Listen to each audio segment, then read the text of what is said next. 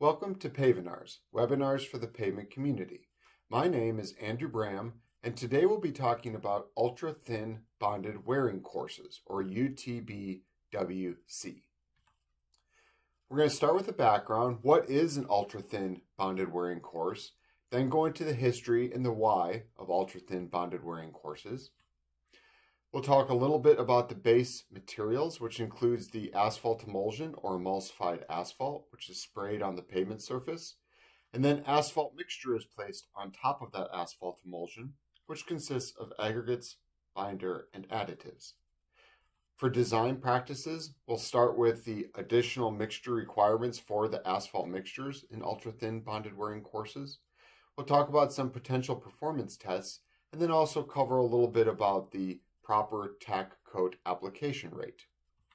Finally, for construction, we'll go over the weather, surface preparation requirements, the importance of a test strip, also talk a little bit about what equipment you'll see on the job site, the actual application process, and we'll finish up with some quality assurance of ultra-thin bonded wearing courses.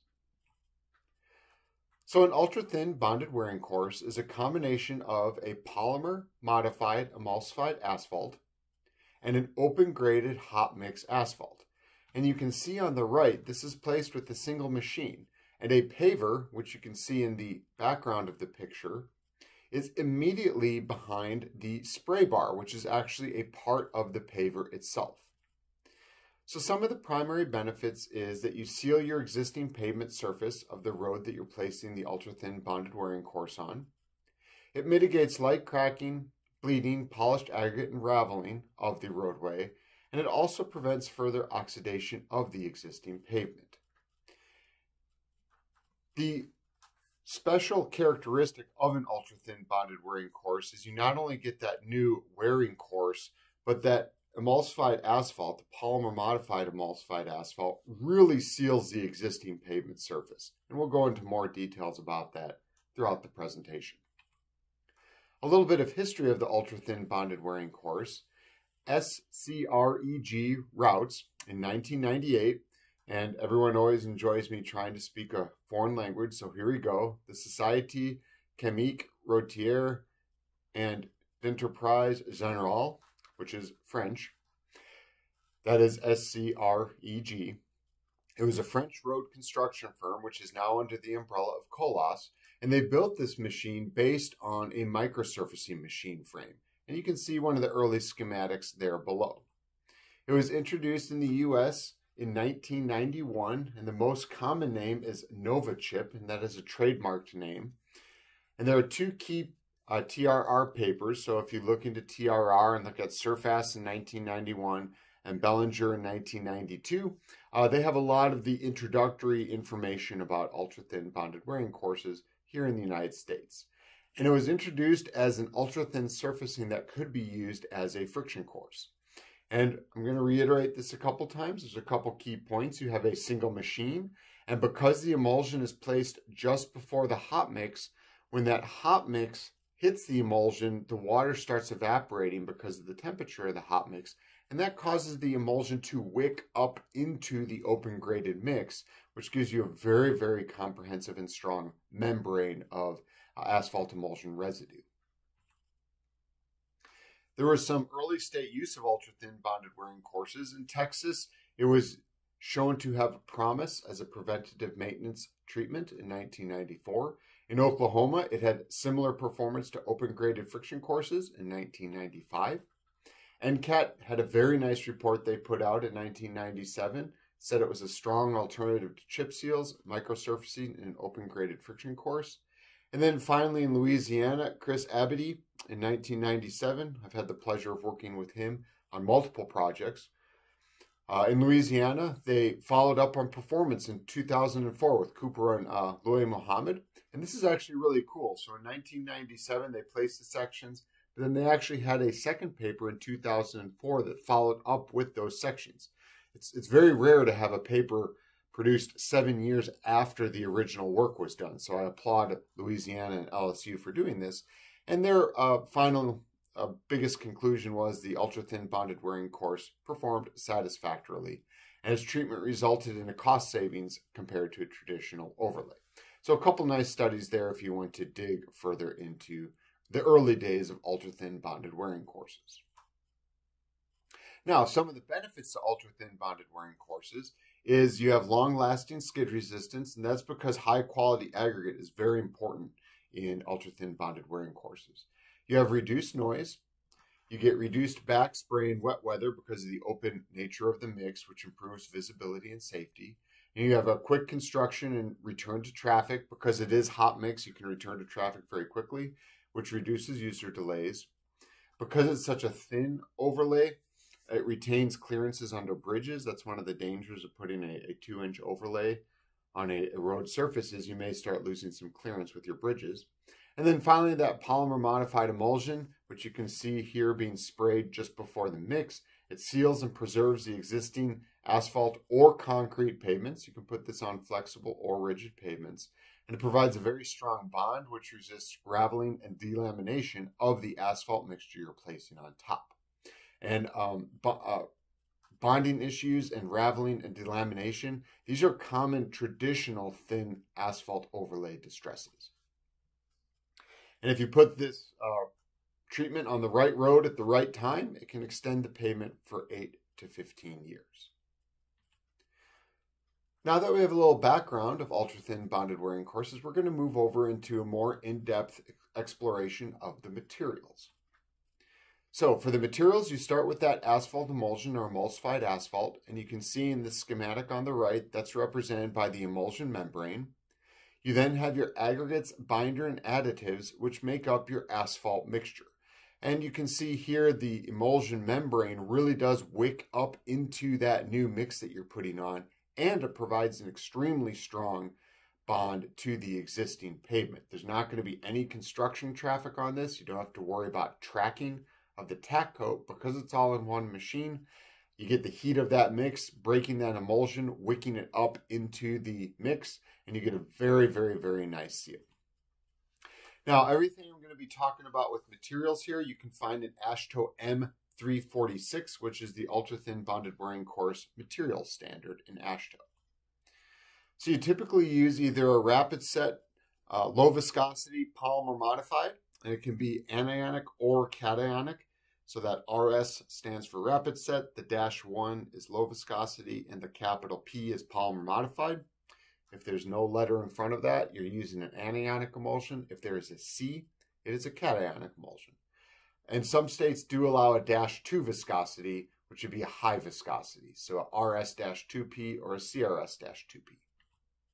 The viscosity for the -1 is 20 to 100 Sebald seconds. Storage stability needs to be less than 1%. And your demulsibility with calcium chloride should be greater than 40%. You don't want a lot of sieve in your emulsion. You want less than 0.05%. The penetration needs to be between 80 and 100. And your elastic recovery, because it's polymer modified, we use elastic recovery, not ductility. But the elastic recovery needs to be greater than 50%. And the majority of these tests, if you're interested in finding out more about them, can be found in AASHTO T59. When talking about the aggregates, the binder, and the adhesives, the quality of aggregate is key. And actually, NAPA has put out a very nice document on ultra-thin bonded wearing courses, and they're a little more stringent than the AASHTO specs. So there's a little bit of an interesting difference there. Something to talk about over cold beverages at a conference. But you definitely want your coarse aggregate to be greater than 90% crushed on 2 or more faces. And there's a whole laundry list of LA abrasion, micro Duval, all of those tests, very, very high stringent requirements. And for the fine aggregate, you only want to use manufactured sand. You can use up to 1% mineral filler in some states. And really the use of RAP or RAS or any sort of recycled materials is an open question. This is a system. The emulsion plus the mixture in such a thin lift is a system. And at the end of the day, it would be preferable not to use recycled materials because it is such a fine tune, especially with the aggregate requirement systems. But this is an open question. Some people have looked into it. Results aren't conclusive, but we'll just leave it at that. Now, the binder for the asphalt mixture is based on the climate, so you can use either AASHTO M320 or M332. for the high temperature grade, often states bump the high temperature grade up 2 grades stiffer. And the polymer in the binder is absolutely key. So you want a polymer modified emulsion, you want a polymer modified binder, because that resists abrasion and it increases cohesion of the asphalt mix. There's a couple of additives you might want to use. One is cellulose fiber, anywhere from 0.2 to 0.5% of your total mixture. This prevents drain down, which is the asphalt binder literally draining off the aggregates because it's an open graded mix. And then you can also use anti-strip. It's not required, but many states do have guidelines. Now, the asphalt mixture is gap graded. It's 70 to 80% single-sized aggregate. It's a crushed aggregate. It's bound with the mastic, which is a combination of your manufactured sand, the filler, and the asphalt binder. So it's not behaving like a dense graded asphalt mixture in any way. It is a open graded / gap graded mixture. And there's 3 types of gradations in M346. Type C is a 12.5 millimeter nominal maximum aggregate size. The P200 is 4.5 to 5.5. The binder contents 4.6 to 6.1. The lift thickness in millimeters is 15.9 to 22.2. And then the typical yield in kilograms per meter squared is 35.2 to 40.7, which is 65 to 75 pounds per square yard. So these are all the requirements for the Type C, 12.5 millimeter nominal maximum aggregate size. Now, as you can tell by the blank space and the extended P200, there are more gradations. You got the Type B and the Type A. Type B is a 9.5 millimeter nominal maximum aggregate size. The Type A is a 4.75 millimeter nominal maximum aggregate size. And you can see the binder content slowly increases as the nominal maximum aggregate size decreases. The lift thickness is the same for Type C and Type B, but it's quite a bit thinner for Type A. And then the typical yield goes down as the nominal maximum aggregate size goes down as well. Another note, NAPA recommends 2 to 4% P200, so a little less P200 for their ultra-thin bonded wearing course recommendations.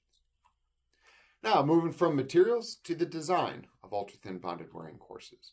We're going to talk a little bit about additional mixture requirements, which will include film thickness potentially. Also, some other performance tests that are not being used in specifications, but could potentially be used in specifications. And then how much tack coat do you place down? That picture on the right there, you can see tack coat being placed down before the mix. How much is actually going down there? Now, some of these are covered in AASHTO R108, which is the design spec for ultra-thin bonded wearing courses. If I really don't say anything about it, you can assume it's an R108. If it's not an R108, I will highlight that specifically. So, some additional mixture requirements. We are interested in the drain down.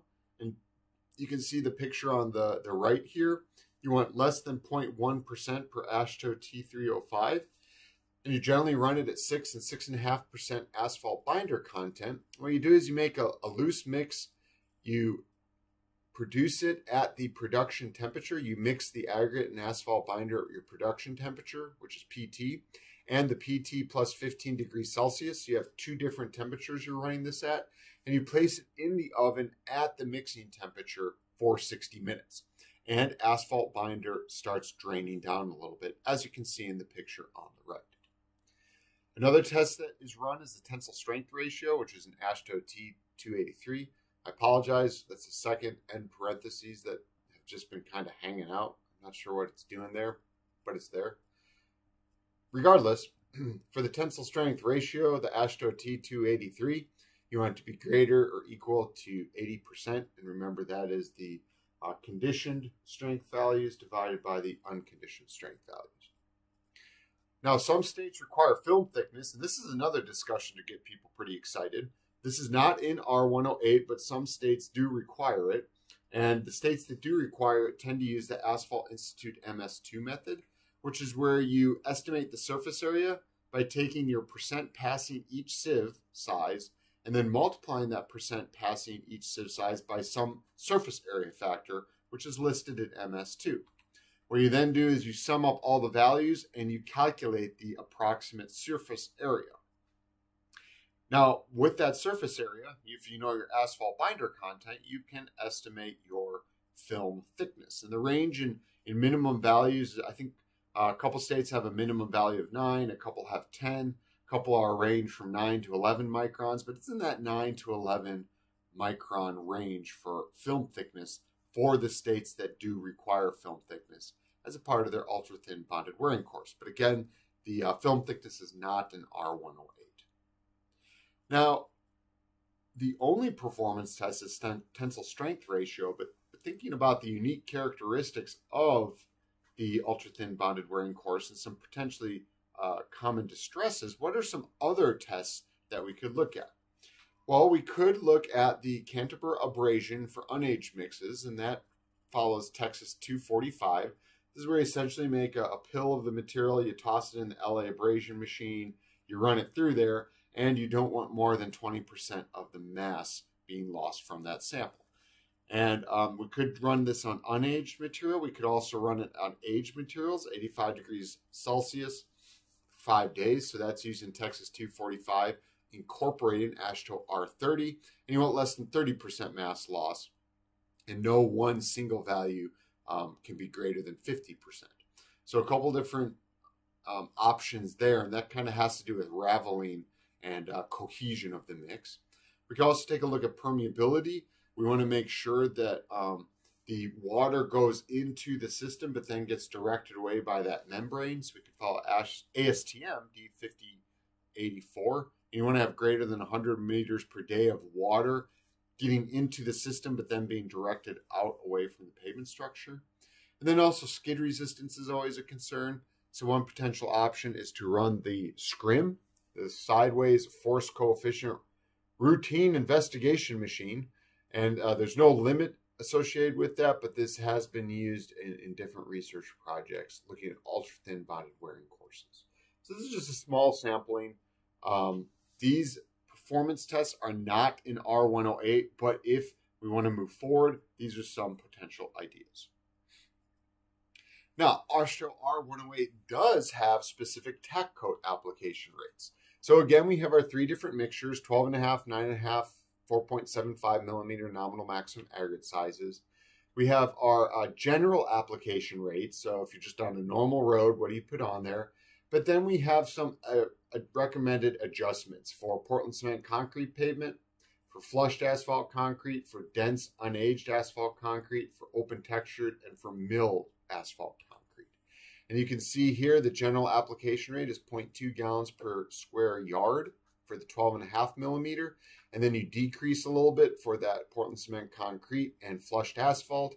You don't do anything different for the dense unaged asphalt concrete. So that's kind of the standard general application rate. But then if it's opened or milled, you want to add a little bit of emulsion to your application rate.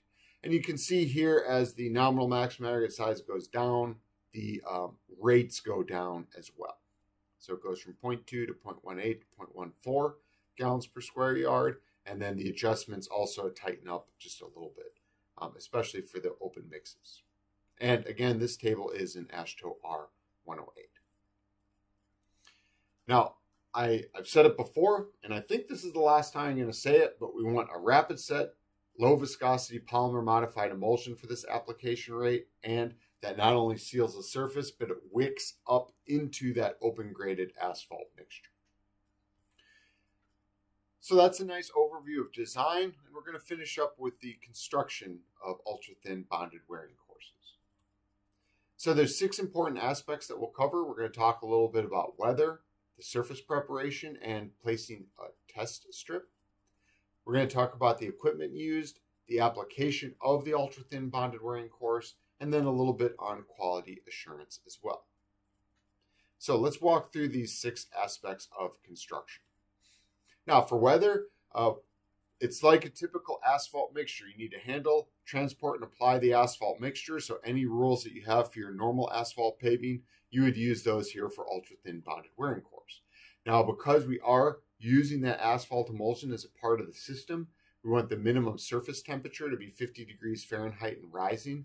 We don't want that asphalt emulsion to start freezing. And we want that pavement to be clean and dry. Now that is part of surface preparation, but it's very important, and we're going to talk more about that on the next slide. So kind of for the weather purposes, you really just want to follow the best practices for both asphalt mixtures and any sort of emulsion surface treatment, chip seal, slurry seal, microsurfacing, general tack coats, because it's just a combination of those two materials.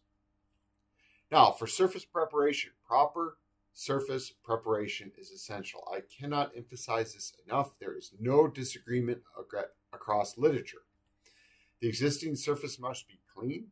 There should be no dirt, dust, or vegetation. You can do this by either vacuuming the surface or pressure washing it. You want to fill in all cracks that are greater than 1/4 inch, and the sealant that you place in those cracks must be fully cured. If you have any depressions greater than 1/2 inch, you want to level those.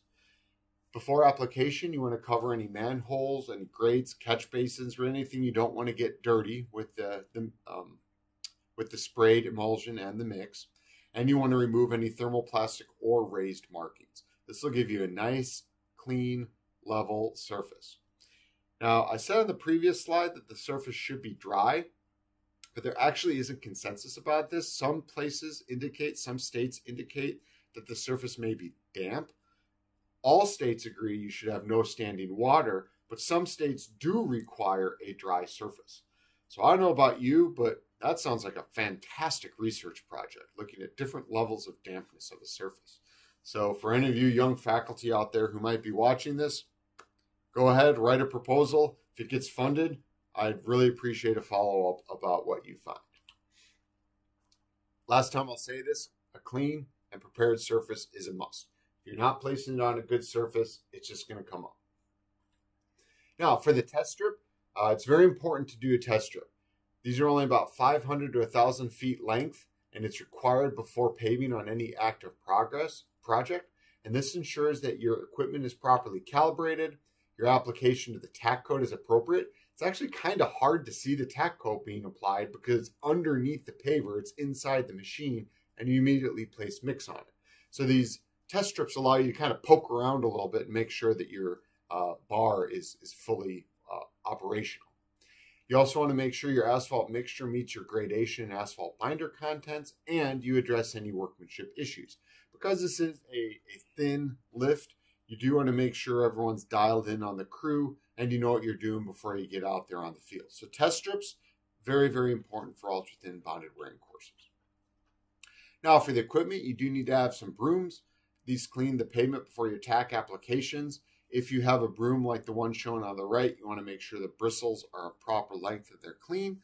If you're using a vacuum broom, you want to make sure it's actually hoovering up all the materials. And if you're using a pressure washer, you do want to make sure that gets all the material off the surface. But if you're using a broom, a traditional broom, these are some good guidelines for your broom equipment. I highly recommend a material transfer vehicle. This is not required, but it is recommended. What it does is it ensures a homogeneous mix, and this is a homogeneous from both a thermal perspective and a gradation perspective. This is a very, very tightly controlled gradation, very, very tightly controlled aggregate properties. You don't want any thermal segregation. You don't want to have any sort of physical gradation separation as well. Now, you want to have that spray paver on the job.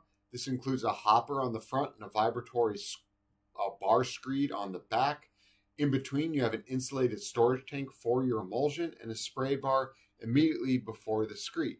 And some states actually require that the mix be placed within 5 seconds. But in all the pictures you see, that's kind of a moot point, because if you're moving down the road, that mix is being placed right on that emulsion membrane. Then you want to have 2 rollers.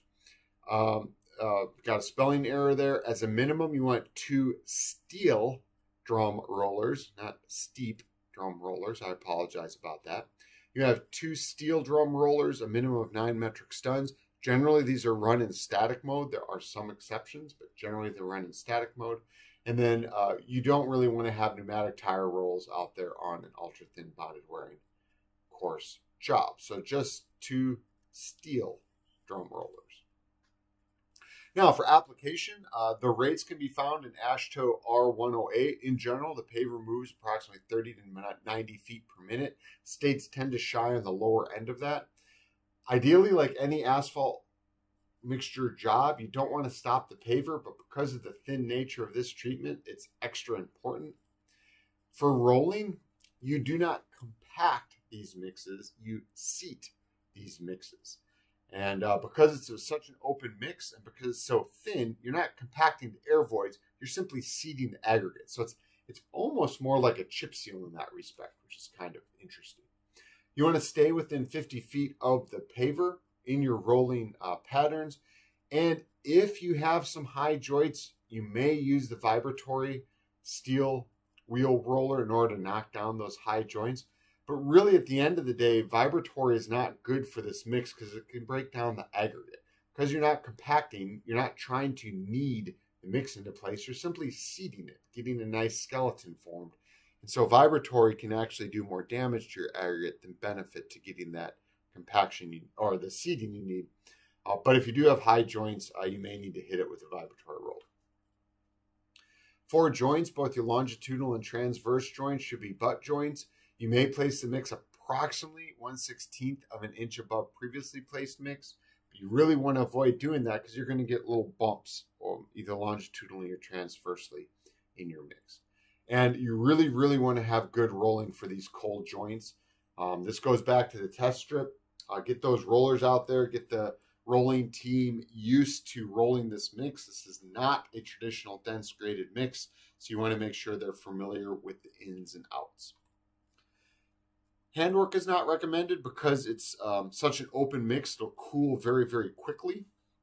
Now, the benefit to that, while that's not very...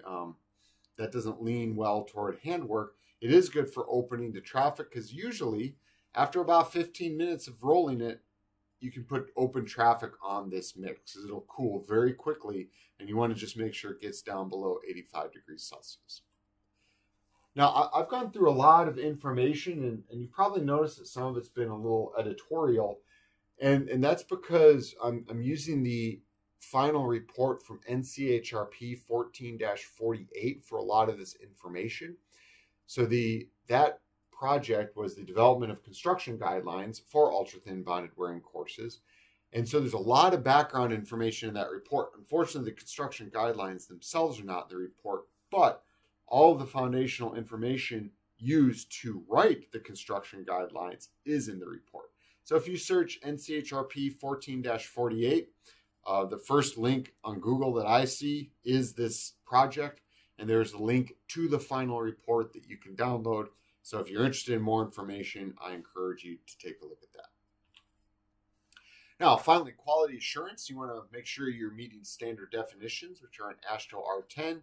You want to make sure you're following all sampling requirements, which is in AASHTO R66.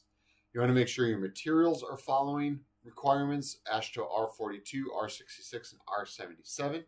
You want to make sure all your equipment's calibrated through ASTM D2995. You want to make sure your contractor has a quality control plan. This has a lot of information, and I'll just hit the highlights here. You can read them all on your own if you want, but you need to have organizational, in your company, organizational activities around your quality control. You want to have the proper testing facilities and equipment. During construction, you want to have materials control. You want to have good surface preparation and placement. You want to have proper workmanship and documentation, any sort of action required if something goes wrong. And then you want to have good records. So a lot of things go into the contractor quality control plan. Now, for agency acceptance, this is the agencies or the owners looking at ultra-thin bonded wearing courses that have been placed. You want to make sure that you have aggregate, asphalt binder, asphalt mixture, and asphalt emulsion testing. Make sure all the base components are passing the test. And then you want to make sure that the equipment, the application rate, and all the production is being inspected properly. Now, the third leg of quality assurance is independent assurance. So usually the contractor and the owner have an agreement where if an issue comes up that they cannot come to an agreement on, they switch over to the independent assurance. That's an independent third party that then settles the difference between the contractor and the agency. Very interesting concept. If you want to learn more about that, you can search FHWA-HIF-12-001, which is a great document on independent assurance.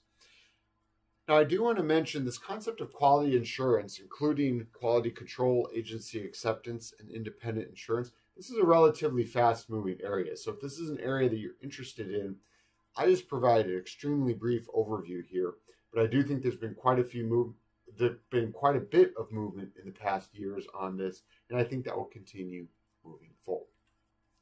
So in summary, we covered the background, the materials, the design, and the construction of ultra-thin bonded wearing courses, and I appreciate you joining me today, and I hope you have a wonderful day.